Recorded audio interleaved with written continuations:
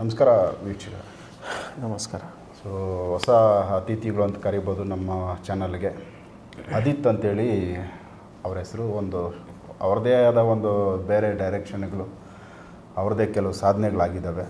ಮೊದಲಾಗಿ ಅವರನ್ನು ಪರಿಚಯ ಮಾಡಿಕೊಡ್ತಾ ಜಸ್ಟ್ ಅವರನ್ನು ವೆಲ್ಕಮ್ ಮಾಡ್ಕೊತೀನಿ ನಮ್ಮ ಚಾನಲ್ಗೆ. ಅದಾದಮೇಲೆ ಅವ್ರ ವಿಚಾರಗಳನ್ನ ನಾನು ಮಾತಾಡ್ತೀನಿ. ನಮಸ್ಕಾರ ಆದಿತ್ ಅವರೇ. ನಮಸ್ಕಾರ ಸರ್. ಸೊ ನಮ್ಮ ವೀಕ್ಷಕರಿಗೆ ಫಸ್ಟ್ ನಿಮ್ಮ ಒಂದು ಪರಿಚಯ ಮಾಡಿಕೊಟ್ಬಿಡಿ ಚಿಕ್ಕದಾಗಿ.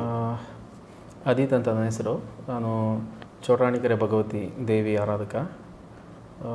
ಅದರ ಸಿದ್ಧಿ ಪಡೆದು ತುಂಬ ವರ್ಷಗಳಿಂದ ಕೆಲಸಗಳನ್ನ ಮಾಡ್ತಾಯಿದ್ದೆ. ಸೊ ಅದರ ಜೊತೆಗೆ ಕುಂಡಲಿನಿ ಆ್ಯಕ್ಟಿವೇಶನ್ ಮಾಡಿ ಅದರ ಸಿದ್ಧಿಯನ್ನು ಪಡೆದು ಮತ್ತು ಇವಾಗ ಸಾಬರಿ ಮಂತ್ರ ಸಿದ್ಧಿ. ಹಾಗೆ ತುಂಬ ಸಿದ್ಧಿಗಳನ್ನ ಪಡ್ಕೊಂಡು ಪರಿಹಾರಕ್ಕೋಸ್ಕರ ಎಲ್ಲ ರೀತಿಯಲ್ಲೂ ಪರಿಹಾರಗಳನ್ನ ಮಾಡಿದ್ದೀನಿ. ಹಾಗೆಯೇ ಇನ್ನು ಮುಂದೆ ಕೂಡ ಸ್ವಲ್ಪ ಕಠಿಣವಾಗಿರೋಂಥ ಕೆಲಸಗಳು, ಆಗದಿರೋಂಥ ಕೆಲಸಗಳು, ಅದಕ್ಕೆ ಸಂಬಂಧಪಟ್ಟಿರೋಂಥದ್ದನ್ನ ಮಾಡಬೇಕು ಅಂತ ದೇವಿ ಆಜ್ಞೆ ಆಗಿದೆ. ಅದನ್ನ ಮುಂದುವರ್ಸೋಣ ಅಂತ ಸ್ವಲ್ಪ ಟೈಮ್ ಗ್ಯಾಪ್ ಆಗಿತ್ತು. ಮತ್ತೆ ಅದನ್ನ ಮುಂದುವರಿಸ್ಬೇಕು ಅಂತ. ಯಾಕಂದರೆ ಒಂದು ಸಲ ಕಲ್ತಿರೋ ವಿದ್ಯೆ ಸದಾ ನಾವು ದೇವಿ ಆರಾಧನೆ ಪೂಜೆ ಮಾಡ್ತಿರೋಂಥವ್ರು ಅದರಿಂದ ಸ್ವಲ್ಪ ದೂರ ಆದಾಗ ನಮ್ಮ ಇವಾಗ ಹಸುಗೂ ಕರುಗೂ ಸಂಬಂಧಗಳು ಹೇಗಿರುತ್ತೋ ಆ ಥರ ನಾವು ಎಷ್ಟೇ ದೂರ ಹೋದ್ರೂ ತಾಯಿ ಹಸುವನ್ನು ಬಿಟ್ಟು ಕರು ಇರೋಕ್ಕಾಗೋದಿಲ್ಲ. ಆ ಥರ ನಮಗೆ ತಾಯಿಯನ್ನು ಬಿಟ್ಟು ನಾವು ಜೀವಿಸೋದು ಕಷ್ಟ. ಯಾಕಂದರೆ ಒಂದು ಸಲ ತಾಯಿನ ಸಿದ್ಧಿ ಪಡೆದು ನಾವು ಅವರ ಆರಾಧನೆಗೆ ಶುರು ಮಾಡಿದ್ಮೇಲೆ ನಾವು ಯಾವುದೇ ದಾರಿಯಲ್ಲೂ ಸ್ವಲ್ಪ ಗ್ಯಾಪ್ ಕೊಟ್ಟರು ಕೂಡ ನಮ್ಮ ಮನಸ್ಸು ಚಡಪಡಿಸೋಕ್ಕೆ ಶುರು ಆಗಿಬಿಡುತ್ತೆ. ಮತ್ತೆ ಕೂಡ ತಾಯಿ ಜೊತೆನೇ ಸೇರಿ ತಾಯಿ ಆರಾಧನೆನೇ ಮುಂದುವರಿಸ್ಕೊಂಡು ಹೋಗ್ತಾಯಿದ್ದೀನಿ. ಅದು ಈ ವಿದ್ಯೆ ನನ್ನ ಒಬ್ಬನಿಗಲ್ಲ. ಆಸಕ್ತಿ ಇರುವಂಥ ಯಾರಾದ್ರೂ ಇವಾಗ ಏನಂತಂದರೆ ಪರಿಹಾರ ಮಾಡೋರು ಎಲ್ಲರೂ ತುಂಬ ಜನ ಇದ್ದಾರೆ. ಆದರೆ ವಿದ್ಯೆಗಳನ್ನ ಸಂಪೂರ್ಣವಾಗಿ ಕಲಿಸ್ಕೊಡೋರು ಸ್ವಲ್ಪ ಕಮ್ಮಿ ಆಗಿದೆ. ಮೊದಲೆಲ್ಲ ತುಂಬ ಜನಗಳು ಕಲಿಸ್ಕೊಡೋರು ಆಗಿನ ಕಾಲದಲ್ಲಿ, ಬಟ್ ಇವಾಗ ಜನ ಕಮ್ಮಿ ಆಗಿದ್ದಾರೆ. ನನ್ನಲ್ಲಿರೋಂಥ ವಿದ್ಯೆ ತಾಯಿ ಆರಾಧನೆ ಇನ್ನೂ ತುಂಬ ಮನೆಗಳಲ್ಲಿ ನಡೀಲಿ ಅಂತ ನನ್ನ ಒಂದು ಬಯಕೆ. ಮೊದಲು ಈ ಭಗವತಿ ತಾಯಿ ಯಾವ ರೀತಿ ನೀವು ತಾಯಿ ಸಂಪರ್ಕ, ಯಾವ ರೀತಿ ನೀವು ಅವರನ್ನು ಒಂದು ಆರಾಧನೆ ಮಾಡೋಕ್ಕೆ ಶುರು ಮಾಡಿದ್ರಿ, ಅವರು ಒಲ್ದಿರೋದು ಈ ಒಂದು ವಿಚಾರ ತಿಳಿಸಿ. ಫಸ್ಟು 10-12 ವರ್ಷಗಳ ಹಿಂದೆ ನನಗೆ ಮೊದಲಿಂದನೇ ಆಧ್ಯಾತ್ಮಿಕ ಲೆವೆಲ್ನಲ್ಲಿ ಸ್ವಲ್ಪ ಯೋಚನೆ ಇತ್ತು. ಅಲ್ಲಿ ಯಾವುದೋ ಒಂದು ಕಲಿಯೋದಕ್ಕೂ ಮುಖ್ಯ ಕಾರಣ, ನಾನು ಟ್ಯಾಕ್ಸಿ ಆಫೀಸ್ ನಡೆಸ್ತಾ ಇದ್ದೆ ಒಂದು ಟೈಮಲ್ಲಿ. ಅವಾಗೆಲ್ಲ ಸಿಟಿ ಟ್ಯಾಕ್ಸಿ ಅಂತ ಬರೋದು. ಅದು ಒಂದು ಆಫೀಸ್ ಮಾಡಿದಾಗ ನಂದೇ ಟ್ರಾವೆಲ್ಸ್ ಒಂದು ಗಾಡಿ ಇತ್ತು. ಅದ್ರ ಜೊತೆ ಒಂದಷ್ಟು ಅಟ್ಯಾಚ್ಮೆಂಟ್ ಮಾಡಿಕೊಂಡು ಬಿಸ್ನೆಸ್ ರನ್ ಮಾಡೋ ಥರ. ಅದರಲ್ಲಿ ಯಾರೋ ಒಬ್ರಿಗೆ ವೈಟ್ ಬೋರ್ಡ್ ಗಾಡಿನ, ಯೆಲ್ಲೋ ಬೋರ್ಡ್ ಆ್ಯಕ್ಚುಲಿ ಇದು ಇರೋದು, ವೈಟ್ ಬೋರ್ಡ್ ಗಾಡಿನ ನಾನು ಅಟ್ಯಾಚ್ ಮಾಡ್ಕೊಂಡಿದ್ದೆ, ಫಸ್ಟ್ ಗಾಡಿ ಅಂದ್ಕೊಂಡೋದು. ಅದು ಹೋಗ್ತಾ ಬಿಸ್ನೆಸ್ ಚೆನ್ನಾಗಿ ಆಗ್ತಾ ಬಂತು. ಒಂದು ಹೋಗಿ 10 ಗಾಡಿಗೆ ಅಟ್ಯಾಚ್ಮೆಂಟ್ಗೆ ಆಯಿತು. ಕೊನೆಗೆ ಬಿಸ್ನೆಸ್ ಚೆನ್ನಾಗಾದ ಟೈಮಲ್ಲಿ ಒಂದಿನ ಒಂದು ಘಟನೆ ನಡೀತು. ನನ್ನ ಕಾರಿಂದು ಗಾಡಿಗೆ ಡೀಸೆಲ್ ಖಾಲಿಯಾಗಿ ರೋಡಲ್ಲಿ ನಿಂತ್ಕೊಂಡ್ಬಿಟ್ಟಿದೆ. ಆ ಟೈಮಲ್ಲಿ ಅದೇ ಕಡೆಯಿಂದ ಬರೋಂಥ ಇನ್ನೊಂದು ಗಾಡಿ ಇತ್ತು. ಅಂದರೆ ಆ ಕಡೆಯಿಂದ ನಮ್ಮ ಆಫೀಸ್ಗೆ ಬರಬೇಕು. ಆತನಿಗೆ ಫೋನ್ ಮಾಡಿದೆ, ಈ ಥರ ಗಾಡಿ ಕೆಟ್ಟೋಗಿದೆ ರೋಡಲ್ಲಿ, ಒಂದು ಸ್ವಲ್ಪ ಡೀಸೆಲ್ ತಗೊಂಬನ್ನಿ ಅಂತ. ಅವನು ಅದಕ್ಕೆ ಸ್ವಲ್ಪ ಉಲ್ಟಾ ಮಾತಾಡಿದ. ನನಗೂ ಸ್ವಲ್ಪ ಕೋಪ ಬಂತು. ನಾನು ಅಂದೆ, ಸರಿ ನಿಮಗೆ ಅಟ್ಯಾಚ್ಮೆಂಟ್ ಮಾಡಿಕೊಂಡು ನಿಮಗೆ ಬೇಕಾದಷ್ಟು ಬಿಸ್ನೆಸ್ ಕೊಡ್ತಾಯಿದ್ದೀನಿ, ಒಂದು ಸಣ್ಣ ಕೆಲಸ ಮಾಡೋಕ್ಕಾಗಲಿಲ್ವಾ? ಹಾಗಾದರೆ ಒಂದು ಕೆಲಸ ಮಾಡಿ, ನಿಮ್ಮದು ವೈಟ್ ಬೋರ್ಡ್ ಕಾರ್ ಆಗಿರೋದ್ರಿಂದ ನಿಮಗೆ ನಾನು ಎಲ್ಲ ಆದಮೇಲೆ ನಿಮಗೆ ಟ್ರಿಪ್ ಕೊಡ್ತೀನಿ, ಅಷ್ಟು ಕೊಡೋಕ್ಕಾಗಲ್ಲ ಅಂದೆ. ಅದಕ್ಕೆ ಆತ ಸ್ವಲ್ಪ ಟ್ರಿಗರ್ ಆದ ನನ್ನ ಮೇಲೆ. ಹೌದಾ, ಹಾಗೆ ಹೀಗೆ ಅಂದ್ಕೊಂಡು ಆತ ಗಾಡಿ ತೊಗೊಂಡು ಹೋಗಿ 1 ವಾರ ಬರಲಿಲ್ಲ ನನ್ನ ಆಫೀಸ್ಗೆ. ಅವನು ಇದ್ದಕ್ಕಿದ್ದಂಗೆ ನನಗೆ ಡೈಲಿ ಆಫೀಸಲ್ಲಿ ಹೋಗಿ ಕೂತ್ರೆ ತೂಕಡಿಕೆ ಬರ್ತಾಯಿದೆ, ಆಮೇಲೆ ನಿದ್ರೆ, ಸಿಕ್ಕಾಪಟ್ಟೆ ನಿದ್ರೆ ಹಿಂಗಾಗ್ತಿದೆ. ಒಂದು ದಿವಸ ತಡಿಯೋಕ್ಕೆ ಆಗಲಿಲ್ಲ, ಸೈಡಲ್ಲಿ ಚಾಪೆ ಹಾಕೋ ಮಲ್ಕೊಂಡೇ ಬಿಟ್ಟಿದ್ದೀನಿ. ಮಲಗಿದ್ರೆ ಯಾರೂ ಇಲ್ಲ, ಮಲಗಿದ್ರೆ ನನಗೆ ಕತ್ತಿಸ್ತಾ ಇರೋ ಫೀಲ್. ನನಗೆ ಯಾರೋ ನೀಟಾಗಿ ಅಬ್ಸರ್ವ್ ಆಗ್ತಾಯಿದೆ, ಯಾರೋ ಕೂತಿರೋದು, ಆದರೆ ನನಗೆ ಬಾಯಿ ಬಿಡೋಕ್ಕಾಗ್ತಿಲ್ಲ, ಹಿಂಗೆ ಮಾಡೋಕ್ಕಲ್ಲ, ಕಣ್ಣು ಬಿಡೋಕ್ಕಾಗ್ತಿಲ್ಲ. ಯಾರು ನೋಡೋಣ ಅನ್ನೋ ಅಷ್ಟೊತ್ತಿಗೆ ಅಂತ ತುಂಬ ಹೊತ್ತು ಹೆಂಗೋ ಟ್ರೈ ಮಾಡಿ ಬಿಡಿಸ್ಕೊಂಡೆ. ಅದು ತುಂಬ ಒಂದು ಕೆಟ್ಟ ಅನುಭವ ಆಯಿತು. ಅದು ಕಳೆದು ಯಥಾ ಪ್ರಕಾರ ಮಾರನೇ ದಿವಸ ಬೆಳಗಿಂದ ಒಂದೊಂದೇ ಗಾಡಿ, ಅಂದರೆ ಟ್ರಿಪ್ಗಳು ಕಮ್ಮಿ ಆಗ್ತವೆ ನನ್ನ ಆಫೀಸಲ್ಲಿ. ಆಮೇಲೆ ಅವಾಗ ಲ್ಯಾಂಡ್ಲೈನ್ ಫೋನ್ಗಳು ಬರೋದು. ಒಂದು 2-3 ದಿವಸಕ್ಕೆ ಲ್ಯಾಂಡ್ಲೈನ್ ಕಟ್ಟಾಯಿತು, ಫೋನ್ ಕಟ್ಟಾಯಿತು. ಓಕೆ, ಅಂದರೆ ಅದೇನು ಬಿಲ್ ಕಟ್ಟಿಲ್ಲ ಅಂತನೋ ಏನೋ. ಅವಾಗೆಲ್ಲ ನಾವು ಒಂದು ಫ್ಯಾನ್ಸಿ ನಂಬರ್ ತೊಗೊಳ್ತಿದ್ವಿ, 00, 2222 ಆ ಥರ ಆಫೀಸ್ ನಂಬರು. ಆ ನಂಬರ್ ಕಟ್ಟಾಗೋಯ್ತು. ಯಾಕಂದ್ರೆ ಮೇಯ್ನ್ ಇರೋದೇ ನನಗೆ ಆಫೀಸ್ಗೆ, ಬಿಸ್ನೆಸ್ಗೆ ಆ ನಂಬರ್ ಕಾಲ್ ಬಂದಿಲ್ಲ, ನನ್ನ ಬಿಸ್ನೆಸ್ ನಡೆಯಲ್ಲ. ಅವಾಗ ಮೊಬೈಲ್ ಕಾಲ್ಗಳಿಲ್ಲ, ಲ್ಯಾಂಡ್ಲೈನ್ಗೆ ಕಾಲ್ಗಳು, ಆಮೇಲೆ ಇದು ವೈರ್ಲೆಸ್ಗಳಿದ್ವು ಅವಾಗ, ಗಾಡಿಯಿಂದ ಗಾಡಿಗೆ ಮೆಸೇಜ್ ಮಾಡೋದಕ್ಕೆ. ಇದ್ದಕ್ಕಿದ್ದಂಗೆ ಇದೇ ನಿಂತು ಹೋದ್ಮೇಲೆ ನನಗೆ ಬಿಸ್ನೆಸ್ ಹೇಗೆ ಬರೋಕ್ಕೆ ಆಗುತ್ತೆ, ಸಾಧ್ಯನೇ ಇಲ್ಲ. ಆಮೇಲೆ ಏನೇನೋ ಮತ್ತೆ ಹೋಗಿ ನಾನು ಟ್ರೈ ಮಾಡಿದೆ ಅದನ್ನ ಕನೆಕ್ಟ್ ಮಾಡೋಕ್ಕೆ, ಅದು ಇಲ್ಲ, ಸ್ವಲ್ಪ ಟೈಮ್ ತಗೊಳ್ಳೋದೆ, ಹಾಗೆ ಹೀಗೆ ರೀಸನ್ ಹೇಳೋಕ್ಕೆ ಶುರು ಆಯಿತು. ಮತ್ತು ನನಗೆ ಬರೋ ಕಾಲ್ಸ್ ಎಲ್ಲ ಹೋಯ್ತು, ಬಿಸ್ನೆಸ್ ಬೀಳೋಕ್ಕೆ ಶುರು ಆಯಿತು. ಇದ್ದಕ್ಕಿದ್ದಂಗೆ ಬಿದ್ದೋಯ್ತು. ನನಗೆ ಇರೋ ಗಾಡಿಗಳು 2-3 ಡೇಸ್ ವೆಯ್ಟ್ ಮಾಡ್ತಾಯಿದ್ರು, ಟ್ರಿಪ್ ಕೊಡಿ ಸರ್ ಅಂತ. ಟ್ರಿಪ್ಪು ಇದೇ ಆಫ್ ಆಗೋಗ್ಬಿಟ್ಟಿದೆ, ಎಲ್ಲಿಂದ ಕೊಡೋದು, ನೋಡೋಷ್ಟು ನೋಡಿದ್ರು ಟ್ರಿಪ್ ಬರ್ತಿದೆ ನನಗೆ, ಒಬ್ಬೊಬ್ಬರೇ ಕಿತ್ಕೊಂಡು ಹೋಗಕ್ಕೆ ಶುರು ಆಯಿತು. 10 ಗಾಡಿಯಲ್ಲಿ ಎಲ್ಲ ಗಾಡಿನೂ ಕಿತ್ಕೊಂಡು ಹೋಯ್ತು. ಇದ್ದಕ್ಕಿದ್ದಂಗೆ ಬಿಸ್ನೆಸ್ ಡಮಾರು. ಅಂದರೆ ಆ ಟೈಮಲ್ಲಿ ಒಂದು ಗಾಡಿಗೆ ನೀವು ತಿಂಗಳಿಗೆ ಎಷ್ಟಾದ್ರೂ ಟ್ರಿಪ್ ಕೊಡಲಿ, 2,500 ರೂಪಾಯಿ ಒಂದು ಗಾಡಿಯಿಂದ ಕಮಿಷನ್ ಅಂತ. 10 ಗಾಡಿಗೆ ಎಷ್ಟಾಯ್ತು ಅಲ್ಲಿಗೆ? ಒಂದು ತಿಂಗಳಿಗೆ ನಿಮಗೆ ಹೆಚ್ಚು ಕಮ್ಮಿ 25,000 ರೂಪಾಯಿ ಏನೋ ಬರುತ್ತೆ. ಅಂದರೆ ನಾನು ಹೇಳ್ತಾ ಇರೋದು ಒಂದು 10-15 ವರ್ಷಕ್ಕಿಂತ 25,000 ದೊಡ್ಡ ದುಡ್ಡು, ಅವಾಗ ದೊಡ್ಡ ದುಡ್ಡು. ಸೊ ಹಿಂಗಾಯಿತು. ನನಗೆ ಏನೋ ಆಗಿದೆ ಅನ್ನೋ ಡೌಟು. ಮತ್ತೆ ಏನು ಮಾಡಿದೆ, ಎಲ್ಲರೂ ಹೋಗಿ ವಿಚಾರಿಸೋಣ, ಇದು 100% ಏನೋ ಇದು ಪ್ರಯೋಗ ನಡೆದಿದೆ ಅಂತ ನನಗೂ ಆಯಿತು. ಸೊ ತುಂಬ ಕಡೆ ಸುತ್ಕೊಂಡು ಹೋದ ಕಡೆ ಎಲ್ಲ ಸರಿ ಆಯಿತು, ಮಾಡೋಣ ಅದು ಇದು ಅಂತ ಹೇಳೋದು, ಏನೋ ಒಂದು ಕುಡಿಕೆ ಕೊಡೋದು, ಸೊ ಅದೇನೋ ಕೊಟ್ಟು ತಗೊಂಡೋಗಿ ಕಟ್ಟಿ ಅನ್ನೋದು. ಯಥಾ ಪ್ರಕಾರ ಬಂದರೆ ಏನೂ ಆಗಲಿಲ್ಲ. ಒಂದು ತಿಂಗಳಲ್ಲಿ ನಾನು ಕಂಪ್ಲೀಟ್ ಬಿಸ್ನೆಸ್ ಬಿದ್ದೋಗಿ, ನಾನು ಫಸ್ಟ್ ಹೇಗಿದ್ನೋ ಆ ಥರ 1 ರೂಪಾಯಿ ಬಿಸ್ನೆಸ್ ಇಲ್ದಂಗೆ ಆಗಿ ಬೀದಿಗೆ ಬಂದಂಗೆ ಆಗೋಯ್ತು. ಅಲ್ಲಿ ನನಗೆ ಏನಾಯಿತು, 2-3 ಕಡೆ ಸುತ್ತಾಡಿದೆ, ಆದರೆ ಎಲ್ಲೂ ನನಗೆ ಪ್ರತಿಫಲ ಸಿಗಲಿಲ್ಲ. ಅವತ್ತು ಹಿಂಗೆ ಕೂತ್ಕೊಂಡು ಯೋಚನೆ ಮಾಡ್ತಿದ್ದೆ, ದೇವ್ರನ್ನ ಏನು ಮಾಡಲಿ, ಇಂಥ ಪರಿಸ್ಥಿತಿಯಲ್ಲಿ ಯಾರೋ ಮಾಡಿರೋ ಪ್ರಯೋಗ ಆದರೆ ಇದನ್ನ ತೆಗಿಯೋಕ್ಕಾಗ್ತಾಯಿಲ್ಲ, ಯಾರೂ ಸರಿಯಾಗಿ ಇದನ್ನ ಮಾಡೋರು ಇಲ್ವಲ್ಲ ಅಂತ. ಆ ಟೈಮಲ್ಲಿ ನನಗೊಂದು ಇದಾಯಿತು, ಇನ್ನು ಮುಂದೆ ನಾನು ಈ ಪ್ರಯೋಗನ ತೆಗೆಸೋರ ಹತ್ರ ಹೋಗೋದಲ್ಲ, ಅದೇನಾರು ಆಗೋಗ್ಬಿಡ್ಲಿ, ಈ ವಿದ್ಯೆನ ನಾನೇ ಕಲಿತೀನಿ. ಆ್ಯಕ್ಚುಲಿ ಇದಕ್ಕೆ ಬರೋಕ್ಕೆ ಕಾರಣ ಆಗಿರೋದು ಅಲ್ಲಿ. ಸೊ ನಿಮಗೆ ಡ್ಯಾಮೇಜ್ ಆಗಿದ್ದಕ್ಕೆ, ನನಗೆ ಡ್ಯಾಮೇಜ್ ಆಗಿ ತುಂಬ ಕಡೆ ಹೋದಾಗ ಅಲ್ಲಿ ನನಗೆ ರಿಸಲ್ಟ್ ಸಿಗದಿದ್ದಾಗ, ದುಡ್ಡು ಕೊಟ್ಟು ಮೊದಲೇ ಎಲ್ಲ ಖಾಲಿಯಾಗಿದೆ, ಮತ್ತು ನೀವು ಕೊಟ್ಟು ಸಾಲ ಮಾಡಿ ಕೊಟ್ಟು ಅದರಿಂದ ರಿಸಲ್ಟ್ ಇಲ್ಲ, ಏನು ಮಾಡಬೇಕು? ಆವಾಗ ನಾನು ಈ ವಿದ್ಯೆ ಕಲಿಸ್ಕೊಡೋ ಗುರುವಿನ ಹುಡುಕಾಟದಲ್ಲಿದ್ದೆ. ಏನು ಮಾಡೋದು, ಎಲ್ಲಿ ಹೋಗೋದು, ಯಾರು ಕೇಳಿದ್ರು ಇದ್ರ ಬಗ್ಗೆ ಅಷ್ಟು ಇನ್ಫಾರ್ಮೇಷನ್ ಕೊಡ್ತಿರ್ಲಿಲ್ಲ. ಅಂದರೆ ಬೇಕಾದ್ರೆ ಸರಿ ಮಾಡ್ಕೊಡ್ತೀನಿ, ವಿದ್ಯೆ ಎಲ್ಲ ಹೇಳ್ಕೊಡೋಕ್ಕಾಗಲ್ಲ ಅನ್ನೋರು. ಸೊ ಮತ್ತು ಅದೇ ಸಮಯದಲ್ಲಿ ಏನೋ ಗೊತ್ತಿಲ್ಲ, ಅಂದ್ರೆ ಆವಾಗಿಂದ ಸ್ವಲ್ಪ ದೈವ ಭಕ್ತನಾಗಿರೋದ್ರಿಂದ ಸೊ ನನಗೆ ಒಬ್ಬರು ಗುರುಗಳು ಸಿಕ್ಕಿದ್ರು, ಬೆಂಗಳೂರಲ್ಲೇ ಸಿಕ್ಕಿದ್ರು. ಸೊ ಅವ್ರನ್ನ ಹೋಗಿ ಕಾಂಟ್ಯಾಕ್ಟ್ ಮಾಡಿ ವಿಷಯಗಳನ್ನ ಈ ಥರ ಹೇಳಿದಾಗ, ಅವರು ಆ ಟೈಮಲ್ಲಿ ವಿದ್ಯೆ ಕಲಿಸೋ ಇದರಲ್ಲಿದ್ದರು, ಅಂದರೆ ಒಳ್ಳೆ ಶಿಷ್ಯರ ಹುಡುಕಾಟದಲ್ಲಿದ್ದರು. ಕೆಲವು ಗುರುಗಳು ಏನು ಅಂತಂದರೆ ಶಿಷ್ಯರನ್ನು ಕೂಡ ಹುಡುಕ್ತಾರೆ. ನಾವು ಗುರುಗಳನ್ನ ಹೇಗೆ ಇದು ಚಾಯ್ಸ್ ಮಾಡ್ತೀವೋ ಅದೇ ಥರ ಶಿಷ್ಯರನ್ನು ಕೂಡ ಚಾಯ್ಸ್ ಮಾಡ್ತಾರೆ. ಹೇಗೆ ಅಂತಂದರೆ ಎಲ್ಲರೂ ಬಂದವರೆಲ್ಲ ಕಾರ್ಯಸಿದ್ಧಿ ಸಾಧನೆ ಮಾಡೋಕ್ಕಾಗಲ್ಲ. ಅದಕ್ಕೆ ತುಂಬ ನಿಯಮಗಳಿದೆ, ತುಂಬ ಕಷ್ಟಗಳು ಇರುತ್ತೆ. ಅದನ್ನೆಲ್ಲ ದಾಟಿ ಬಂದ್ರೆ ಸಿದ್ಧಿ ಆಗೋದು. ಸುಮ್ಮನೆ ಅದು 48 ದಿನಗಳು ಒಂದು ಮಂಡಲ ಇರುತ್ತೆ. ಆ ಮಂಡಲದಲ್ಲಿ ಒಬ್ಬೊಬ್ಬರ ವಿದ್ಯೆಯಲ್ಲಿ ಒಂದೊಂದು ಥರ ಇರುತ್ತೆ. ಆದರೆ ನಮ್ಮ ವಿದ್ಯೆಯಲ್ಲಿ ಕಠಿಣವಾಗಿತ್ತು. 48 ದಿನ ವ್ರತ. ಸಾಂಸಾರಿಕ ಜೀವನದವರಾಗಿದ್ದರೆ ಸಾಂಸಾರಿಕ ಜೀವನ ಬಿಡಬೇಕು. ಆಮೇಲೆ ಮಾಂಸಾಹಾರ ತ್ಯಾಜನೆ ಮಾಡಬೇಕು, ಮಾಂಸ ಮದ್ಯ ಇವೆಲ್ಲ ಬಿಡಬೇಕು. ಆಮೇಲೆ ಕೈಯಲ್ಲಿ ಉಗುರು ಕಟ್ ಮಾಡಬಾರ್ದು, ತಲೆ ಕೂದಲು ಕಟ್ ಮಾಡಬಾರ್ದು, ಖಾಲಿ ನೆಲದಲ್ಲಿ ಮಲಗಬೇಕು, ಬಾಳೆ ಎಲೆಯಲ್ಲಿ ಊಟ ಮಾಡಬೇಕು. ಬೆಳಿಗ್ಗೆ ಒಂದು ಪೂಜೆ, ಸಂಜೆ ಒಂದು ಟೈಮಿಂಗ್ಸ್ ಇದೆ, ಆ ಟೈಮಲ್ಲಿ ಆಗಬೇಕು. ಆಮೇಲೆ ಹೂವು ಬಂದು ಪರಿಮಳ ಇರೋ ಹೂವೇ ಆಗಬೇಕು, ಪರಿಮಳ ಇಲ್ಲದಿರೋ ಹೂವಲ್ಲಿ ಮಾಡೋಂಗಿಲ್ಲ. ಈ ಥರದ ಸಿಸ್ಟಮ್ಗಳಿದೆ. ದೀಕ್ಷೆನೂ ಕೊಟ್ಟರು, ಆದರೆ ಅವಾಗ ಸ್ವಲ್ಪ ವಯಸ್ಸು ಚಿಕ್ಕದಿತ್ತು. ಅವರು ತುಂಬ 48 ದಿನಗಳು ಜೊತೆಯಲ್ಲಿ ಇಟ್ಕೊಂಡು ಏನೋ ಅವರು ನನಗೆ ಇದು ಮಾಡಲಿಲ್ಲ, ಆದರೆ ಮಾರ್ಗದರ್ಶನ ಕೊಡ್ತಾಯಿದ್ರು. ಆದರೆ ಏನೇ ಮಾರ್ಗದರ್ಶನ ಕೊಟ್ಟರು ಕೂಡ ಸ್ಟಾರ್ಟಿಂಗಲ್ಲಿ ಸ್ವಲ್ಪ ಭಯನೇ ಆಗುತ್ತೆ. ಯಾಕಂದರೆ ಈ ಮಾಂತ್ರಿಕ ವಿದ್ಯೆಗಳು ಸ್ವಲ್ಪ ಮಿಸ್ಟೇಕ್ ಆಯಿತು ಅಂದರೆ, ಒಂದು ಆರಾಧನೆ ಮಾಡೋದಾಗಿರ್ಬೋದು, ದೇವಿನ ಪೂಜೆ ಮಾಡೋದ್ರಾಗಿರ್ಬೋದು, ಸ್ವಲ್ಪ ಮಿಸ್ಟೇಕ್ ಆದರೂ ಕೂಡ ಸಮಸ್ಯೆಗಳು ಎದುರಾಗ್ತವೆ. ಯಾಕಂದರೆ ಈ ವಿದ್ಯೆ ನೀವು ಸ್ಟಾರ್ಟಿಂಗ್ ಕಲಿಬೇಕಾದ್ರೆ 48 ದಿನದಲ್ಲಿ ಅಷ್ಟು ಈಸಿಯಾಗಿ ಸಿದ್ಧಿಸಲ್ಲ. ನಾನಾ ಥರದ ಕಷ್ಟಗಳು ಕೊಡೋಕ್ಕೆ ಶುರು ಮಾಡುತ್ತೆ, ನಿಮ್ಮನ್ನು ಪರೀಕ್ಷೆ ಮಾಡುತ್ತೆ. ಆಮೇಲೆ ಬಿಟ್ಬಿಡ್ಲಿ, ಅರ್ಧಕ್ಕೆ ಕಟ್ ಮಾಡೋ ಥರ ಮಾಡುತ್ತೆ. ನೀವು ಅದನ್ನೆಲ್ಲ ದಾಟ್ಕೊಂಬಂದರೆ ಕೊನೆ ದಿನಕ್ಕೆ ಅಷ್ಟೇ ನಿಮ್ಗೆ ಸಿದ್ಧಿ ಆಗೋದು 48 ದಿನದಲ್ಲಿ. ತುಂಬ ಅಂದರೆ ನೀವು ಎಕ್ಸ್ಪೆಕ್ಟ್ ಎಲ್ಲ ಮಾಡೋಕ್ಕಾಗಲ್ಲ ಈ ಥರ ಕಷ್ಟ ಅಂತ. ಅದು ನೀವು ಮೀರಿರೋ ಕಷ್ಟಗಳನ್ನೆಲ್ಲ ಕೊಡುತ್ತೆ. ಅದನ್ನ ದಾಟಿ ಬರಬೇಕು ನಾವು. ಅದನ್ನ ದಾಟಿ ಬಂದ ಕೊನೆ ಅಂತ ನಿಮಗೆ ಸಿದ್ಧಿ ಆಗುತ್ತೆ. ನಾನು ಈ ವಿದ್ಯೆ ಕಲಿಯೋದಕ್ಕೆ ಕಾರಣ ಇದು ಮೂಲ. ಅಂದರೆ ಎಲ್ಲರ ಹತ್ರ ಹೋಗಿ ಹೋಗಿ ಹೋಗಿ ದುಡ್ಡು ಕೊಟ್ಟು ಇದಕ್ಕೆ ಪರಿಹಾರ ಸಿಗದೆ ಎಷ್ಟು ಅಂತ ಅಲ್ದಾಡ್ತೀರಾ, ಎಷ್ಟು ಅಂತ ಹೋಗ್ತೀರಾ. ಹೋದ ಕಡೆ ಎಲ್ಲ ವೇಟಿಂಗಲ್ಲಿ ಕೂತು ಒಂದು ವಾರ 15 ದಿವಸ ಆಗುತ್ತೆ ಅಂತ, ತಿಂಗಳಾದರೂ ಅದಕ್ಕೆ ರಿಸಲ್ಟ್ ಸಿಗ್ತಾ ಇರಲಿಲ್ಲ.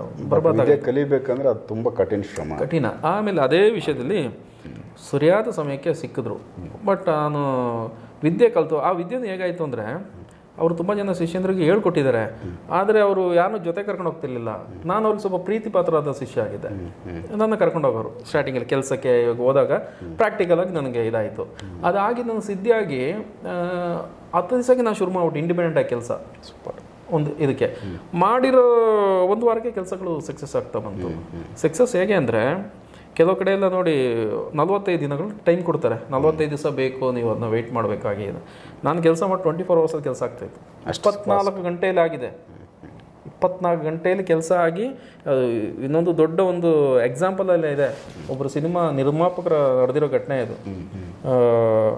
ಅವರು ಮನೆಗೆ ಹೋಗ್ತಿದ್ದೆ ನಾನು, ಅವ್ರ ಮನೆಗೆ ಊಟ ತಿಂಡಿ ಇದು ಅಂತ ಅವ್ರ ಮನೆಯಲ್ಲಿ ನನ್ನ ಮಗನ ಥರ ನೋಡೋಕೆ ಶುರು ಮಾಡಿದ್ರು. ಅವ್ರು ಮಿಸ್ಸಸ್ ಇದ್ರು, ಹೆಸರು ಬೇಡ, ಯಾಕಂದರೆ ಅವ್ರಿಗೆ ಇದಾಗೋದು ಬೇಡ. ಇವತ್ತು ಅವ್ರು ನೋಡೋದಾದ್ರೆ ಮೀಡಿಯಾಗಳೆಲ್ಲ ಕಡೆನೂ ಇದಿದೆ, ನೋಡಿದ್ರೆ ಅವರು ಇದಕ್ಕೆ ಇದಾಗೋದು ಬೇಡ, ನಮ್ಮ ವಿಷಯಗಳು ಹೊರಗಡೆ ಬಂತು ಅಂತ. ಇವರೇನು ಸ್ವಲ್ಪ ಹೊರಗಡೆ ಟಚ್ ಇತ್ತು, ಯಾರು ಈ ನಿರ್ಮಾಪಕರಿಗೆ ಹೊರಗಿನ ಲೇಡೀಸ್ ಟಚ್ ಇತ್ತು. ನಾನು ಅವ್ರ ಮನೆಗೆ ಹೋಗಿ ಊಟ ಹಾಕಕ್ಕೆ ಶುರು ಮಾಡಿದ್ರು ಅವ್ರ ಮಿಸ್ಸಸ್ಸು. ನಾನು ಅವ್ರನ್ನ ತಾಯಿ ಥರ ನೋಡೋಕೆ ಶುರು ಆಯಿತು. ಸೊ ತಾಯಿನೇ ಹೆಚ್ಚು ಕಮ್ಮಿ ತಾಯಿ ಥರನೇ. ಕೊನೆಗೆ ಒಂದು ದಿವಸ ಕೂತ್ಕೊಂಡು ಈ ಥರ ನನ್ನ ಹತ್ರ ಹೇಳೋರು. ನಾನು ಅವ್ರನ್ನ ಆಂಟಿ ಅಂತ ಕರಿತಿದ್ದೆ. ಈ ಥರ ಅಂಕಲ್ ಜೊತೆ ಓಡಾಡ್ತಾ ಇರ್ತೀಯ, ನೋಡು ನಿಮ್ಗೆ ವಿಷಯ ಗೊತ್ತು, ಅದ್ರ ನೀವು ಏನು ಹೇಳಲ್ಲ, ಎಲ್ಲಿ ಹೋಗ್ತೀರ, ನಂಗೆ ಸ್ವಲ್ಪ ವಿಷಯ ತಿಳಿಸು. ಇವರು ನನ್ನನ್ನು ನಂಬಿಕೆ ಇಟ್ಟು ಮನೆಗೆ ಸೇರಿಸಿದ್ದಾರೆ. ನಾನಿವಾಗ ಇವ್ರ ಜೊತೆ ಇವ್ರ ವಿಷಯನ ಹೇಗೆ ಹೇಳೋದು? ನನಗೊಂಥರ ಮಿಡ್ಲಲ್ಲಿ ಒಂದು ಕಷ್ಟದ ವಾತಾವರಣ, ಏನು ಮಾಡೋದು, ಏನು ಮಾಡಲಿ ಅಂತ. ಕೊನೆಗೆ ಯೋಚನೆ ಮಾಡಿದೆ, ಹೆಂಗಿದ್ರು ತಾಯಿ ಅಂತ ರಿಸೀವ್ ಮಾಡಿದ್ದೀನಿ ಅವ್ರನ್ನ. ಒಂದು ತಾಯಿ ಮಗನ ಹತ್ರ ಒಂದು ಕಷ್ಟ ಹೇಳಿದಾಗ ನಾವು ಯಾರು ಸಪೋರ್ಟ್ ಮಾಡಬೇಕು? ತಾಯಿಗೆ ಮಾಡಬೇಕು. ಅವಾಗ ಆಗೋದಾಗಲಿ ಅಂದ್ಬಿಟ್ಟು ನನಗೆ ಈ ವಿದ್ಯೆ ಗೊತ್ತಿರೋದು ಅವ್ರಿಗೆ ಗೊತ್ತಿತ್ತು. ನಾನು ನೇರವಾಗಿ ಕೇಳಿದ್ರು, ನನಗೊಂದು ಈ ಥರ ಇದೆ, ದಯವಿಟ್ಟು ಮಾಡಿಕೊಡಪ್ಪ ನನಗೆ ಅಂತ. ಇಷ್ಟು ಹೇಳಿದ್ಮೇಲೆ ವಿದ್ಯೆ ಕಲ್ತ್ಬಿಟ್ಟು ಮಾಡ್ಕೊಡೋದು ಇರೋಕ್ಕಾಗುತ್ತೆ. ಬಟ್ ಮನಸ್ಸಿಗೊಂದು ಬೇಜಾರು ಏನಂದರೆ ಇವ್ರು ಮನೆಗೆ ಕರ್ಕೊಂಡೋಗಿ ಸೇರಿಸಿದ್ದಾರೆ, ಇವಾಗ ಅವ್ರಿಗೆ ಉಲ್ಟಾ ಮಾಡಬೇಕು. ಸೊ ಇದು ಹೇಗಿರುತ್ತೆ? ಒಂಥರ ತುಂಬ ಕಷ್ಟಕರ ವಾತಾವರಣ ಅದು. ಸೊ ಆಗೋದಾಗಲಿ ಅಂದ್ಕೊಂಡು ಯೋಚನೆ ಮಾಡಿದ್ದಿಷ್ಟೇ, ಒಂದು ಫ್ಯಾಮಿಲಿ ಒಳ್ಳೇದಾಗಲಿ, ಅದು ನನ್ನ ತಾಯಿ ಅಂತ ಅಂದ್ಕೊಂಡಿದ್ದೀನಿ, ಸರಿ ಸರು ಹೋಗಲಿ ಅಂತ. ಇವ್ರದ್ದು ಏನಿತ್ತು ಅಂದರೆ ಹೊರಗಡೆ ಬೇರೆ ಒಬ್ರದ್ದು ಸಂಬಂಧ ಇತ್ತು. ಅವ್ರು ಏನು ಮಾಡೋದು, ಮನೆ ರೆಂಟೆಲ್ಲ ತಗೊಂಡೋಗೋದು, ವೀಕ್ಲಿ ಒಂದ್ಸಲ ಇದನ್ನ ತಗೊಂಡು ಇವ್ರನ್ನ ಕರ್ಕೊಂಡು ಟ್ರಿಪ್ಪು ಊಟಿ ಅಲ್ಲಿ ಇಲ್ಲಿ ಹೋಗ್ಬಿಡೋದು. ಆಮೇಲೆ ಕೇಳಿದ್ರೆ ನನ್ನ ಹೆಸರು ಹೇಳೋದು, ಅವನ ಜೊತೆ ಇದ್ದೀನಿ ಅಂತ. ನನಗೆ ಫೋನ್ ಹಾಕೋರು, ಎಲ್ಲಿದ್ದೀರಿ ಅಂತ. ನನಗೆ ಹೆಂಗೆ ಆಗೋದು ಹಿಂಸೆ ಆಗೋದು, ನನಗೆ ಹೇಳ್ಬಿಡೋದು ಫಸ್ಟೇ ಫೋನ್ ಮಾಡಿ ಕೇಳಿದ್ರೆ ಹಿಂಗೆ ಹೊರಗಡೆ ಹೋಗಿದ್ದೀವಿ ಅಂತ ಹೇಳ್ಬಿಡು ಅಂತ. ನನಗೆ ಇವರು ಇಂಪಾರ್ಟೆಂಟು, ಈ ಕಡೆ ಇವರು ಇಂಪಾರ್ಟೆಂಟು. ಇವ್ರಿಗೂ ಸುಳ್ಳು ಹೇಳೋಕ್ಕಾಗ್ತಾಯಿಲ್ಲ. ಇವ್ರಿಗೂ ನಾನು ಹೇಳಿಲ್ಲ ಅಂದರೆ ಅವರು ಒಂಥರ ಹೇಳಿ ಇದೇನು ದೊಡ್ಡ ವಿಷಯನ ಅಂತ ಹೇಳೋರು. ಕೊನೆಗೆ ಒಂದು ದಿವಸ ಇವ್ರು ಹೇಳಿದ್ರು, ಮನೆ ಕರೆದ್ಬಿಟ್ಟು ಹಿಂಗಿದೆ, ಹೆಂಗಾದ್ರೂ ಮಾಡಿ ಅವನು ಬಿಡಿಸ್ಕೊಡಪ್ಪ ಅಂತ ನಿರ್ಧಾರ ಮಾಡಿದೆ. ಅವ್ರಿಗೂ ಒಂದು ಗಂಡು ಒಂದು ಹೆಣ್ಣು ಇತ್ತು, ಮದುವೆಗೆ ಬಂದಿರೋ ವಯಸ್ಸಿನ ಮಗಳು ಇದ್ಲು. ಸೊ ಇವ್ರು ಬರೋ ದುಡ್ಡನ್ನೆಲ್ಲ ತೊಗೊಂಡೋಗಿ ಅಲ್ಲಿ ಸುರಿತಾ ಇದ್ರು, 2 ವೀಲರ್ ತೆಗೆದುಕೊಡೋದು ಅದು ಇದು, ಅದು ನನಗೆ ಗೊತ್ತಿತ್ತು. ಸೊ ಆ ಟೈಮಲ್ಲಿ ಏನು ಮಾಡಿದೆ, ಸರಿ ಆಯಿತು ಆಂಟಿ, ನಾನು ಮಾಡಿಕೊಡ್ತೀನಿ, ಅವ್ರು ಹೊರಗೆ ಟ್ರಿಪ್ ಹೋಗಿದ್ದಾರೆ ಅಂತ ಹೇಳಿದ್ರು. ನಾನು ಅವ್ರ ಮನೆಗೆ ಹೋದೆ. ಅವ್ರ ಮನೇಲೇ ಹೋಗಿ ಕೆಲಸ ಇದು ಮಾಡಿ ನಾನು ಹೇಳಿದೆ, 24 ಅವರ್ಸಲ್ಲಿ ಕೆಲಸ ಆಗುತ್ತೆ, 24 ಅವರ್ಸಲ್ಲಿ ಕೆಲಸ ಆಗುತ್ತೆ. ಬಟ್ ವಿಷಯ ಇಂಥದ್ದೇ ನಡೆಯುತ್ತೆ ಅಂತ ಹೇಳಿದೆ. ಪೊಲೀಸ್ ಸ್ಟೇಷನ್ ಕಂಪ್ಲೇಂಟ್ ಆಗುತ್ತೆ, ಇಬ್ಬರು ಗಲಾಟೆ ಆದಮೇಲೆ ಪೊಲೀಸ್ ಸ್ಟೇಷನ್ ಕಂಪ್ಲೇಂಟ್ ಆಗುತ್ತೆ, ಅಲ್ಲಿ ಇತ್ಯರ್ಥ ಆಗುತ್ತೆ. ಇನ್ನೂ ಹೆಚ್ಚಿಗೆ ಆಯಿತು ಅಂದರೆ ಅವ್ರು ಚಪ್ಪಲಿ ಬಿಚ್ಚಿ ಹೊಡೆದ್ರು ಹೊಡಿಬೋದು. ಇವರಿಗೆ ಹೊಡೆದ್ರೆ ಅವ್ರು ಸವಾಸಕ್ಕೆ ಹೋಗಲ್ಲ. ಚಪ್ಪಲಿ ತಗೊಂಡೆಲ್ಲ ಹೊಡೆದ್ರೆ ಯಾರೂ ಪಬ್ಲಿಕಲ್ಲಿ ಹೊಡೆದ್ರೆ ಅವ್ರು ಎಂಥ ಕ್ಲೋಸ್ ಆಗಿದ್ರು ಕೂಡ ಅವ್ರ ಹತ್ರ ಹೋಗೋಕ್ಕಾಗಲ್ಲ. ಇವರು ಟ್ರಿಗರ್ ಆಗ್ಬಿಡ್ತಾರೆ. ಆಮೇಲೆ ರಾತ್ರಿ ಬೆಳಗಿನ ಜಾವ ಅಂದ್ಕೊಂಡಿದ್ದೀನಿ, 3 ಗಂಟೆ 3:15 ಆಗಿದೆ. ಒಂದೇ ಸಮ ರಿಂಗ್ ಆಗ್ತಿದೆ ಮೊಬೈಲು. ಹಿಂಗೆ ಎತ್ತು ನೋಡಿದ್ರೆ ಇವ್ರು ಇದ್ದಿದೆ, ತುಂಬ ಕುಯ್ತಾ ಇರ್ತಾರೆ ಫೋನ್ ಮಾಡಿದಾಗ, ಹಂಗೆ ಹಿಂಗೆ ಅಂತ. ಇದು ಇರಬಹುದು ನಿದ್ರೆ ಟೈಮಲ್ವಾ ಅಂದ್ಕೊಂಡು ಬೇಡ ಅಂದ್ಕೊಂಡು ಇಟ್ಟೆ. ಅದು ಬಿಡ್ತಾನೆ ಇಲ್ಲ, ರಿಂಗ್ ಹೊಡಿತಾನೆ. ಅವಾಗ ಅಂದ್ಕೊಂಡು ಏನೋ ಸಮಥಿಂಗ್ ರಾಂಗ್ ಆಗಿದೆ ಅಂತ ಎತ್ತಿದ ತಕ್ಷಣ ಹಿಂಗೆ ಮಲಗಿದ್ಯಾನಪ್ಪ ಅಂತ ಕೇಳೋರು. ಇನ್ನೇನು ಆಂಟಿ ಇಷ್ಟೊತ್ತೊಂದು ಮಲಗದೇ ಇರ್ತಾರೆ ಹೇಳಿ ಅಂತ. ಅಂದರೆ ಹೆಂಗಸರು ಮನಸ್ಸಲ್ಲಿ ಕೆಲವು ವಿಷಯಗಳು ನಿಲ್ಲಲ್ಲ, ಅವ್ರಿಗೆ ತುಡ್ತಾ ಇರುತ್ತೆ. ಇಮಿಡಿಯೇಟಾಗಿ ಫೋನ್ ಬಿಟ್ಟು ವಿಷಯ ಇಲ್ಲ ನೀವು ಹೇಳಿದ್ರೆ ಗೊತ್ತಾಗುತ್ತಲ್ಲ ಅಂತ. ನೆನ್ನೆ ರಾತ್ರಿ ಫುಲ್ ಗಲಾಟೆ ಆಗಿದೆ, ಅಂಕಲ್ಗೆ ಸಿಕ್ಕಾಪಟ್ಟೆ ಚಪ್ಪಲಿ ತಗೊಂಡು ಹೊಡೆದು ಬಿಟ್ಟಿದ್ದಾರೆ, ಸ್ಟೇಷನಲ್ಲಿ ಕಂಪ್ಲೇಂಟ್ ಆಗಿದೆ, ಮಲ್ಲೇಶ್ವರಂ ಸ್ಟೇಷನಲ್ಲಿ ಅಂತ. ಸೊ ನಾನು ನಿಮಗೆ ಏನು ಹೇಳಿದೆ ಅಂದೆ, 24 ಅವರ್ಸ್ ಒಳಗೆ ಕತೆ ನಡೆಯುತ್ತೆ ಅಂತ ಹೇಳೋದು. ಹೌದು ಹಿಂಗೆ ನಡೀತು, ಅಂಕಲ್ ಫುಲ್ಲು ಸಿಗರೇಟ್ ಹೊಡ್ಕೊಂಡು ಮೇಲೆ ನಿಂತಿರ ಟೆನ್ಷನಲ್ಲಿ, ನಾನು ಗ್ಯಾಪಲ್ಲಿ ಬಂದು ಫೋನ್ ಮಾಡ್ತಾ ಇದ್ದೀನಿ ಅಂತ. ಖುಷಿಯಾಗಿದೆ ಅವ್ರಿಗೆ. ಅಂತ ಇಂಥವ್ರಿಗಾಗುತ್ತೆ. ನೀವು ಇಂಥ ದೊಡ್ಡ ಕೇಸ್ಗಳು ನಿಮಗೆ ವರ್ಷಾನ್ಗಟ್ಲೆ ಆದ್ರೂ ಸಾಲ್ವ್ ಮಾಡೋಕ್ಕಾಗಲ್ಲ. ಅಂಥದ್ರಲ್ಲಿ 24 ಗಂಟೆ ಅಂದರೆ ಏನು ತಮಾಷಾಟ ಏನಲ್ಲ.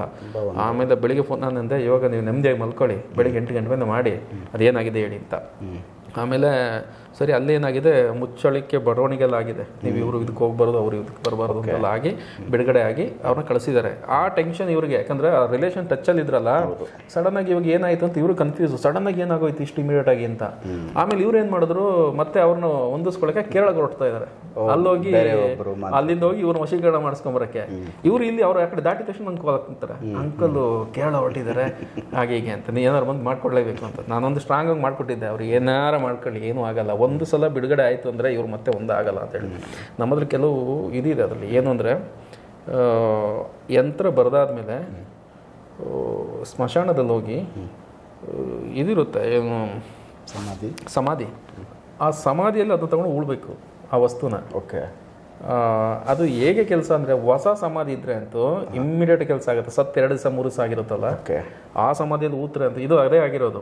ನಾನು ಹೇಳಿದೆ ಅವ್ರು ಕೊಟ್ಟಿದ್ದೆ, ತಗೊಂಡೋಗಿ ನಿಮ್ಮ ಮನೆ ಹತ್ರ ಅವರ ಸಮಾಧಿ ಇದ್ರೆ ಊತ್ಬಿಟ್ಟಿದ್ದೆ. ಅವ್ರು ನಾನು ಹೆಂಗೆ ಹೋಗ್ಲಿ, ನನಗೆ ಭಯ ಆಗುತ್ತೆ ಅಂತ ಆಯ್ತು. ಸರಿ, ನಾನೇ ತಗೊಂಡೋಗಿ ಊತಿದ್ದೆ ಅದನ್ನ. ಈ ಒಂದು ಕಡೆ ಅದು ಹೊಸ ಒಂದು ಸಮಾಧಿ ಸಿಕ್ಕಿತ್ತು. ನಮ್ಗೆ ಗೊತ್ತಿರುತ್ತೆ ಯಾವ್ಯಾವ್ದಲ್ಲಿ ಇದಿರುತ್ತೆ ಹೊಸದು ಹಳೆಯದನ್ನು. ಬಟ್ ಈಗಿನ ಕಾಲದಲ್ಲಿ ತುಂಬ ಹುಷಾರಾಗಿರ್ಬೇಕು. ಯಾಕಂದರೆ ನೀವು ಡೇ ಟೈಮಲ್ಲಿ ಹೋದರೆ ಜನ ನೋಡ್ತಾ ಇರ್ತಾರೆ, ಬೇರೆ ಏನಕ್ಕೂ ಬಂದಿದ್ದು ಅಂದ್ಕೊಂಡು ನಿಮ್ಮ ನೆಟ್ವರ್ಕ್ಸ್ಕೊಂಡು ಹೊಡೆದ್ರು ಜನಗಳು ಸಮಾಧಿಗಳಿಗೆ ಹೋದಾಗ. ಅದು ತುಂಬ ಹುಷಾರು. ಆಮೇಲೆ ಒಂದು ಡೇ ಹೋದ್ರೆ, ನೈಟ್ ಹೋದ್ರೆ ಅಂದರೆ ಹೆಚ್ಚು ಕಮ್ಮಿ ನೀವು ಒಂದು 8-9 ಗಂಟೆ, ಇವಾಗೆಲ್ಲ ಲೈಟ್ ಆನಲ್ಲೇ ಇರುತ್ತೆ, 9 ಗಂಟೆ ಮೇಲೆ ಹೋಗ್ಬೇಕು ನೀವು.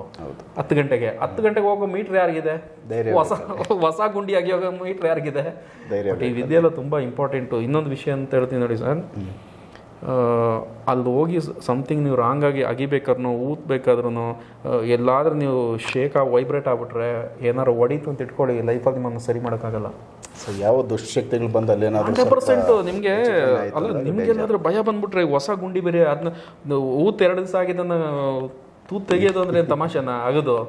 ಅದು ನಿಮ್ಗೆ ಅದು ರಾತ್ರಿ ಹೊತ್ತು ಡೇನೇ ಕಷ್ಟ. ಅದ್ರಲ್ಲಿ 10 ಗಂಟೆ ಮೇಲೆ ಅಂತಂದ್ರೆ ನೀವು ಸ್ಮಶಾನ ಯಾರು ಮನೆ ಹತ್ರ ಇಟ್ಟಿರಲ್ಲ, ಹೆಚ್ಚು ಕಮ್ಮಿ ಹೊರಗಡೆ ಇಟ್ಟಿರ್ತಾರೆ. ಅಲ್ಲೂ ಹೋಗಿ ನೀವು ಅದನ್ನು ತೂತು ಹಾಕಿ ಅದನ್ನು ಊತಾಕಿ ತಿರುಗಿ ನೋಡ್ದಂಗೆ ಮೊಟ್ಟೆ ಹೊಡೆದು ನಿಂಬೆಹಣ್ಣನ್ನ ತುಳಿದು ದಾಟಿ ಬರ್ಬೇಕು, ತಿರುಗಿ ನೋಡಬಾರ್ದು. ಇಲ್ಲಿ ಏನಾಗುತ್ತೆ, ಕೆಲವ್ರಿಗೆ ಭಯ ಇರೋರಿಗೆ ಶಬ್ದಗಿದ್ದ ಬಂದು ಸ್ವಲ್ಪ ವೈಬ್ರೇಟ್ ಆಗ್ಬಿಟ್ರೆ ಹೊಡ್ಕೊಂಡ್ಬಿಡುತ್ತೆ ಅಲ್ಲಿ, 100% ಆಗುತ್ತೆ. ಅದು ಇದನ್ನ ಮಾಡಿ ಅಂದರೆ ಯಾರು ಧೈರ್ಯಕ್ಕೆ ಇಲ್ಲ ತಗೊಂಡೋಗಿ ಊತಾಕಕ್ಕೆ. ಸುಮಾರು ನಾನು ಪಾಪ ಇವ್ರದ್ದು ಬೇಕಾದವರಲ್ವಾ ಆಗಲಿ ಅಂತ ನಾನೇ ಊತಾಕಿದ್ದೆ. ಆಗಿ 24 ಅವರ್ಸಲ್ಲಿ ಕೆಲಸ ಆಯಿತು. ಅವ್ರು ಹೇಗಾಯಿತು ಅಂದರೆ, ಅಕ್ಕಪಕ್ಕದವ್ರ ಹತ್ರ ಎಲ್ಲ ಜಗಳ ಕಿರಿಕ್ ಶುರು ಮಾಡ್ಬಿಟ್ರಿ ಇವರು ಸ್ವಲ್ಪ ವ್ಯವಹಾರಗಳು ಬಡ್ಡಿ ವ್ಯವಹಾರಲ್ಲ ಇತ್ತು. ಯಾರು ಈ ಆಂಟಿದು ಎಲ್ಲರ ಹತ್ರ ಇದಕ್ಕೆ ಕಿರಿಕ್ ಶುರು ಮಾಡ್ಬಿಟ್ಟಿದ್ರು. ನೀನೇನು ಮಾಡಿಸೋದು, ನಾನು ನೀನು 24 ಗಂಟೆಲಿ ನೀನು ಚಿಟಿಕೆ ಆಡಿಸ್ತೀನಿ ಈ ಥರ. ಯಾಕೆ ನಾನು ಇದೀನೋ ಧೈರ್ಯದಿಂದ ಜಾಸ್ತಿ ಮಾಡಿಬಿಟ್ಟವ್ರ ಅದನ್ನ.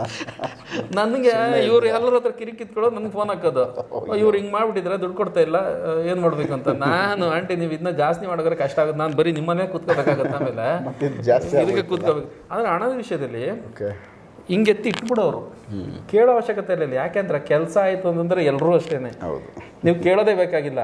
ನೀವು ಇಷ್ಟು ಹಣ ಅಂದರೆ ಇಷ್ಟೇನಾ, ಅದ್ರ ಮೇಲೆ ಎಕ್ಸ್ಟ್ರಾ ಕೊಡೋರು. ಯಾಕಂದ್ರೆ ಇದೊಂದು ದೊಡ್ಡ ವಿಷಯ ಸರ್. 24 ಅವರ್ಸಲ್ಲಿ ಕೆಲಸ ಅಂತಂದ್ರೆ ಎಲ್ಲ ತಮಾಷೆ ಆಟ ಅಲ್ಲ. ರಿಸಲ್ಟ್ ಪ್ರತಿಯೊಬ್ಬರು ಯೋಚನೆ ಮಾಡೋದೇನಂದ್ರೆ, ದುಡ್ಡು ಕೊಟ್ಟು ಕೆಲಸ ಆಗಿಲ್ಲ ಅಂದ್ರೆ ಬೇಜಾರಾಗ್ಬಿಡ್ತಾರೆ. ದುಡ್ಡು ಕೊಟ್ಟು ತಿಂಗ್ಳುಗಟ್ಟಲೆ ಆದರೂ ಕೆಲಸ ಆಗಿಲ್ಲ ಅಂದ್ರೆ ಇನ್ನೂ ಬೇಜಾರಾಗ್ತಾರೆ. ಅದು ಕೊಟ್ಟಿರೋ ದುಡ್ಡಿಗೆ 24 ಗಂಟೆ ಟೈಮಿಂಗ್ಸ್ ಹೇಳಲಾಗ್ತಾರೆ. 24 ಗಂಟೆ ಅಂತಂದ್ರೆ 24 ಗಂಟೆ ಒಳಗಡೆ ಆಗುತ್ತೆ ಅಂದ್ರೆ ಹೇಗಿರುತ್ತೆ ಅವ್ರಿಗೆ? ತುಂಬಾ ಸೊ ಸಖತ್ತಾಗಿ ಅವ್ರಿಗೆ ಇದಾಗ್ಬಿಡೋದು. ಅವ್ರದ್ದೊಂದು ಗ್ಯಾಂಗೇ ಆಗೋಗಿತ್ತು, ಲೇಡೀಸ್ ಗ್ಯಾಂಗ್. ಒಬ್ಬರಿಂದ ಒಬ್ರು ಪಾಸ್ ಆಗ್ಬಿಟ್ಟು. ಸೊ ನಂದೊಂದು ಅವಾಗ ಒಂದು ಚಿಕ್ಕದಾಗ ಶಾಪ್ ಥರ ಅಂಗಡಿ ಮಾಡಿ ಇಟ್ಟಿದ್ದೆ ನಾನು. ನನಗೆ ಅಂಗಡಿಲಿ ಕೂರಕ್ಕೆ ಆಗ್ತಿರ್ಲಿಲ್ಲ. ಇವ್ರದ್ದೊಂದು ಗ್ರೂಪ್ ಇತ್ತು, ಒಬ್ರು ತಪ್ಪರು ಒಬ್ರು, ಇವರು ಅಪಾಯಿಂಟ್ಮೆಂಟ್ ಇವರೇ ಕೊಡಿಸ್ಬಿಡೋರು. ಸೊ ಇವ್ರ ಮನೇಲಿ ಇದಿದೆ, ದಯವಿಟ್ಟು ಬರಲೇಬೇಕು ಅಂತ. ಸೊ ನಮ್ಮ ಈ HL ಸರೌಂಡಿಂಗ್, ನಮ್ಮ ಏರ್ಪೋರ್ಟ್ ರೋಡು HL ಸರೌಂಡಿಂಗ್ ಹೆಚ್ಚು ಕಮ್ಮಿ ಡೈಲಿ ನನ್ನ ಮನೆಗಳಿಗೆ ಹೋಗ್ತಿದ್ದೆ. ಎಲ್ಲ ಅದು ಬಾಯಿಂದ ಬಾಯಿಗೆ ಪಬ್ಲಿಕ್ ಆಗಿದೆ. ಅಂದರೆ ಆವಾಗ ಈ ಥರ ಯೂಟ್ಯೂಬ್ ಆಗಲಿ ಮೀಡಿಯಾ ಆಗಲಿ ಏನು ಇರಲಿಲ್ಲ, ಅಂದರೆ ಒಬ್ಬೊಬ್ರಿಗೆ ರೀಚ್ ಆಗೋ ಥರ ಇರಲಿಲ್ಲ. ಸೊ ಬಾಯಿಯಿಂದ ಮೌತ್ ಪಬ್ಲಿಸಿಟಿ ಆಗೋದು.